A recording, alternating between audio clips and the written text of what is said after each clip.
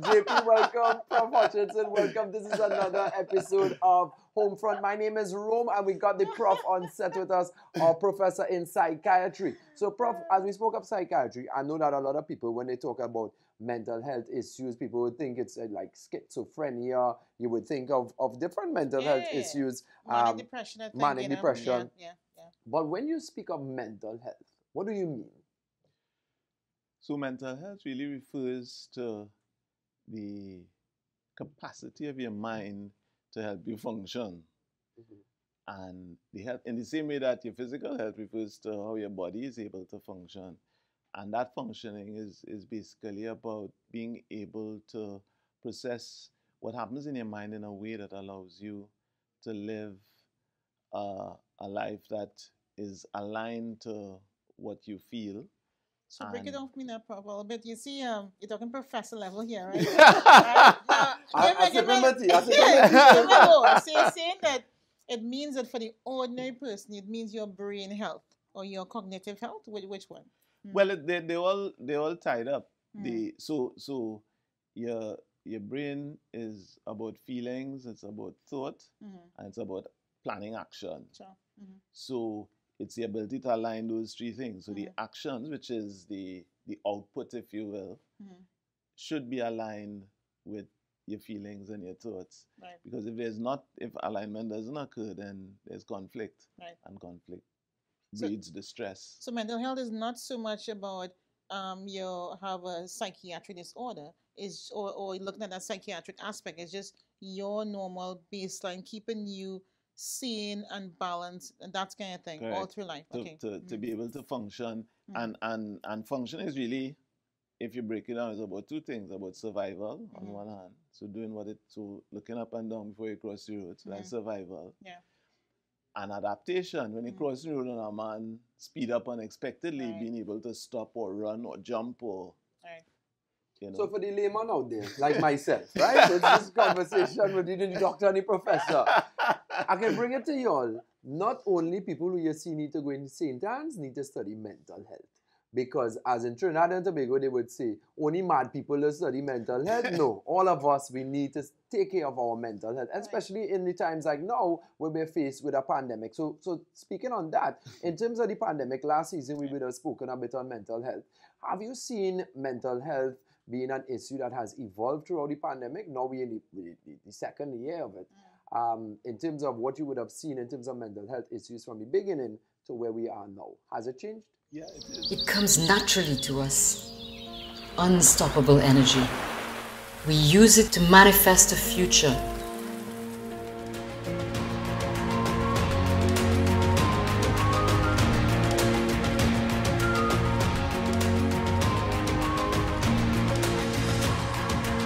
A future where energy takes new forms and is used in new ways for all of us. The new age of energy is here.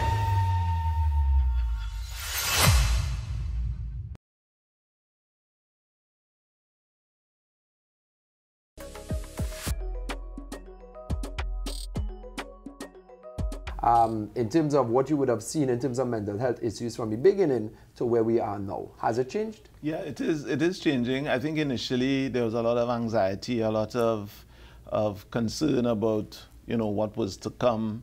Those fears about survival, fears about the ability to cope with what was taking place, because it was all new and all challenging and perceived to be very dangerous.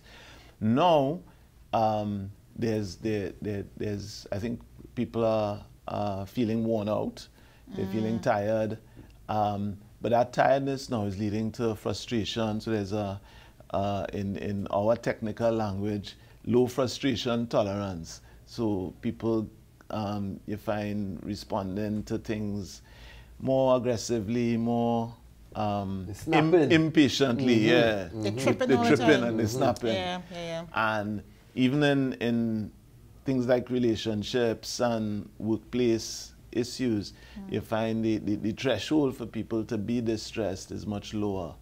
So now before than they it were was scared. before. So last year we were scared. Now we just tripping and behaving stupid. Yeah. Well, I don't like stripping.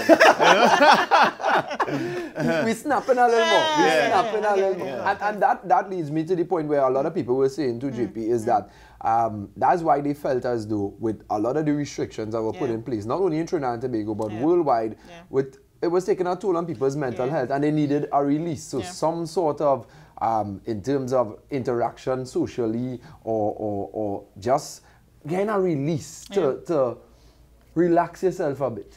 Yeah, because I mean it is a lot of pressure. It is a very new situation, and I think the sense that we really now don't know how and when it's going to end.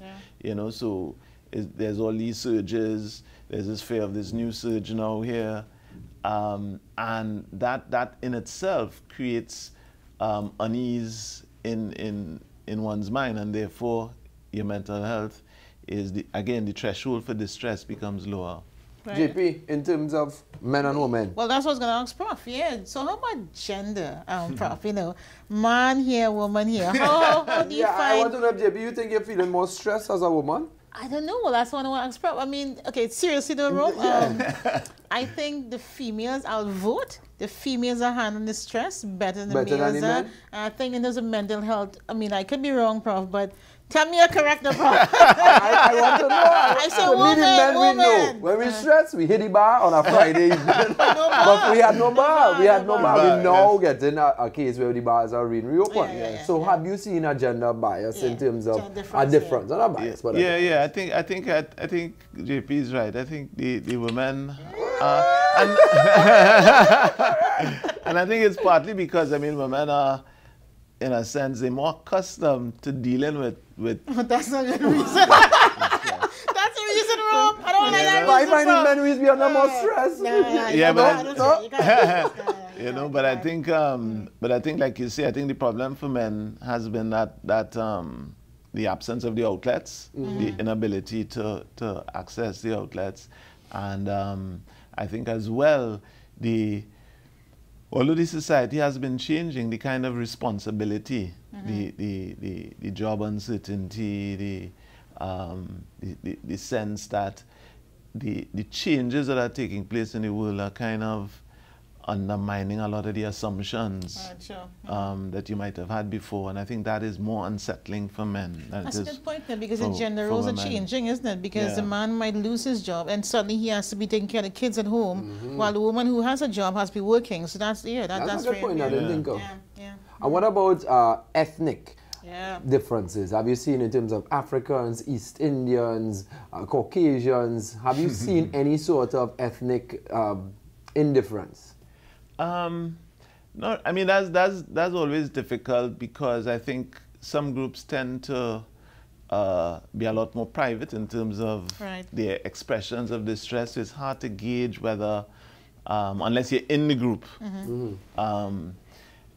More generally, I think I would say it's about even. I think that the physical health issues, because I think the Indo population, certainly in Trinidad, is more prone to the comorbidities. And as a result, I think the level of distress there is probably high. The level of fear about, you know, how comorbidities interact with COVID is probably greater. So is there a geographical or class difference, you think? I mean, so far we have a gender difference, not ethnic, but is it geographical, class, any other significant differences you've seen so far? No, I wouldn't say that. I think it's probably more evenly distributed, and I think the society as well is. I mean, the pressures that people feel also. I mean, clearly they'd be greater in areas where there's the socioeconomic situation is worse. But I think that's, you know, kind of distributed across the country now. It's all a we. Yeah. And particularly, like you see a lot of the rural areas, you know, people complaining about, you know, the absence of services and the state of their roads. And I think all of those frustrations are also a kind of frustration coming out of the pandemic. Oh, really? So you think that the whole thing, I think it's Barrackpore, right? Where they had, where was it again? Where they had all the stuff with the road, the protests on the roads, etc. Right. Yeah. Right. That's also, so this is just, you think, post yeah, well, I think, and it goes back to what we were discussing before. A lot of what we do is not driven by what we feel is driving it. You know, a lot of what we do is driven by, you know, things that have happened before, things that are more general. And if there's uncertainty and conflict in the atmosphere, people tend to bring that uncertainty and conflict into their private and their personal lives, you know, so it's... Prof, so we spoke about geographic, we spoke about the socio-economic, we spoke about the gender. Is there a group that we're missing? How about the healthcare workers? I mean... Well, I think healthcare workers are under, you know, they are under a peculiar set of stressors because, of course, they are directly interacting with this pandemic in terms of managing it, and as across the board, from the ambulance drivers right up to the physicians. So I think they are, as a group, I think are struggling, and burnout has become, you know, a very popular word. I think it's called, I heard the term compassion fatigue. I think it's not just burnout. I think they're like, oh, we're done. But some people were telling me that in terms of the medical field and the healthcare workers, that they were, so, like, they all are accustomed to this. Is that true? No, we're accustomed to it, and so we'll get like our runs. We'll know like a particular time of the year it's going to be harder. Right. But this is 18 months from. So this is not the norm at all. I burn myself. I And with that, we want to make sure and take some time. And this mindfulness moment is dedicated to all of our healthcare workers out there. We appreciate you all, and we want you all to take a deep breath with us. Breathe in the positivity. Breathe out the negativity. Hang in there. This is your mindfulness moment.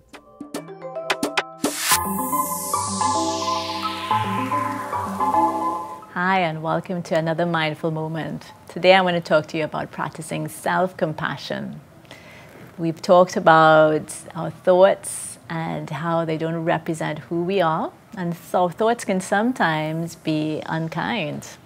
So be mindful of the way that we speak to ourselves. You want to speak to yourself the way a good friend would. And really be gentle and kind to ourselves in the way that we speak to and about ourselves. I want to take us through a little visualization and just to encourage us to close our eyes and just practice that you were facing somebody that you really cared about, sending you lots of love. Just feel where you feel that in your body, usually in our heart or our chest.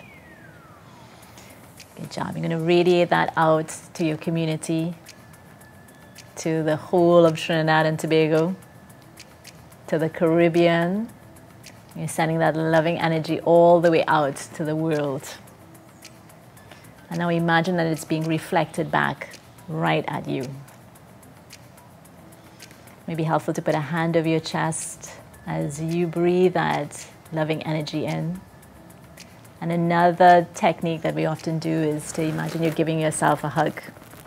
We call this a somatic hold, just really supporting yourself and nourishing yourself. You can do this anytime you need to. You breathe in that loving energy and let go any unkind thoughts. And remember, you can always come back to nurturing yourself and being here now.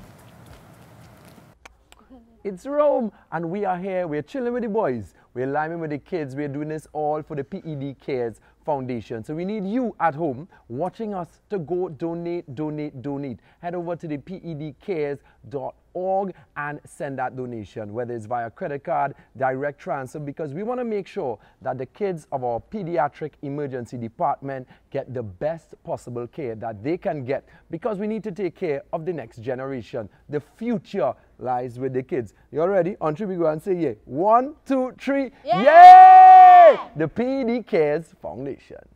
And we are back. We are here with the Prof, and we are dealing with mental health right here on Homefront. So, Prof, in terms of mental health, we're in the pandemic, we're second year, we spoke about all of the different groups that are affected, and all of us personally are being affected, and you spoke about the men sometimes not being able to cope with it as well as the woman would, as JP alluded to, and she's right? what advice would you have? How do we deal with our mental health, and how do we better maintain our mental health? Not only as men and women, but just generally. Yeah, like how can me and room, how can we make sure we're on key, on a key pathway here? Well, I mean, I think it's a very individual thing, but the base of everybody's response should be self-awareness. Right. Really trying to understand yourself better, trying to appreciate the things that are positive in your life, and trying to amplify those, as well as recognizing the things that are negative, and of course minimizing those. So I think self-awareness is the base. I think the second thing is being able to accept the things, as I think the Serenity Prayer says, accept the things that you can change and things that you can't change, and not not battle and waste energy trying to change things that you really have no power over. And I think the third thing would be to seek ways to find purpose and remain inspired, whether that is through whatever activities that you engage in, whether it's your connection to the some higher being, whether it's your ability to to find a sense of meaning in what you do, and make it important, make it meaningful. I think those are the ways that we're able to protect our mental health. That purpose is a big deal, and I find for older persons, I found they lost a sense of purpose during this pandemic. They had no religion, they had no friends to interact with, and I found that once you give them some direction, once they had that sense where when a day comes, I had a sense of doing something that helped them with their mental health. Yeah, So I find that works for me. In terms of my mental health, I have a to-do list every day. So there's never a day where I am bored. Yes. Or because I find like if I'm just sitting with nothing to do, then my mind races on the pandemic and it races on all of these different things. So if I plan my week out and I write, okay, today I'm going to do this, that, and I have a couple things to achieve by the end of the week, it gives that what you were saying, the purpose. And for older people as well, if you're retired, you could find yourself at home without a job because you finished working all these years. So now what you're going to do? And then you have nothing else but to listen to COVID news every single day and hear about vaccine and hear about COVID. And then it puts this pressure on you. So for them, what would you advise for that group? Well, again, I think action. I think action is the biggest antidote. So whether it's starting a gardening project, whether it's learning something new, learning a new language, learning to play an instrument, something that not just occupies your mind, but occupies your day in terms of activity. I think that's a big thing. But do you think, Prof, another question, do you think that screen time affects our mental health? I mean, significantly? Because, of course, if we have upped the screen time room with this whole pandemic, oh my goodness, it's iPads, it's TV, it's phone. I mean, do you think that has really, it's really affecting our mental health, or is it just a reality right now? Well, I think it can, because I think the challenge is the right mix of screen time with interpersonal interaction. And I think one of the fallouts from the pandemic has been that lack of interpersonal interaction, and not just with friends, but being able to interact with people you would meet just in the course of day-to-day activity. And again, we might take those things for granted, but that gives us a kind of freshness about life.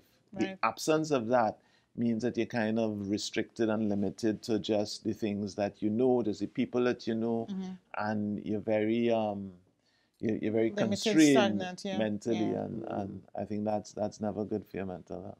Thank you very much, Prof. JP, in terms of our mental health, we advise all of you at home, whatever your avenue may be to deal with your mental health, maintaining it. You listen to Prof. You could watch this episode again. If you didn't catch all the points, you can watch this episode again right here on Homefront. My name is Rome. Thank you very much, Prof. Hutchinson. Thank you very much, JP. We are all going to take care of our mental health during this difficult time for all of us. It's nearly over, you know. I predicted it coming. JP. No more year, one more year, one more year. Yeah, December 2022. Yeah. Dwellings, thank you very much for taking care of us in this beautiful setting here. So we are comfortable at our homes while we have to stay home for much more. Yep, definitely. For a little bit longer. A little bit. Thank you guys very much. It's another episode of Homefront. Vision, expertise, world-class operations. These are the pillars on which the National Gas Company of Trinidad and Tobago Limited, NGC, has built its legacy as a world-renowned natural gas player and titan of Caribbean energy. NGC has operations and investments along the gas value chain and sits at the helm of a flagship group of energy businesses with a globalizing footprint. National Energy Corporation of Trinidad and Tobago Limited owns and manages industrial estates, ports, and marine infrastructure, as well as facilitates the local and regional development of energy-based industries. Another subsidiary, Labray Industrial Development Company Limited, known as Labidco, facilitates industrial estate management, port operations, waste management, warehousing, and logistics services in support of the energy services sector. Phoenix Park Gas Processors Limited, or PPGPL, owns one of the largest state-of-the-art cryogenic gas processing plants in the region, as well as NGL marketing assets in North America. NGC CNG Company Limited promotes the use of compressed natural gas, or CNG, in the domestic transportation sector and supports expansion of related technologies and infrastructure. Through a burgeoning portfolio of green agenda investments, NGC and its subsidiaries are now transitioning into a future built on clean energy. We are the NGC Group, an integrated energy company, a model for prosperity.